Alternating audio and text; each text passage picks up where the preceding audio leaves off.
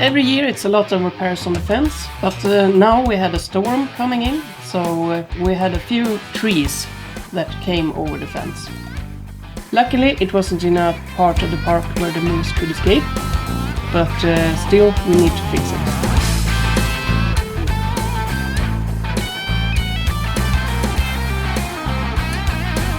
It's always nice to see that we can find solutions on everything, and this was a great solution to get the fence more tight.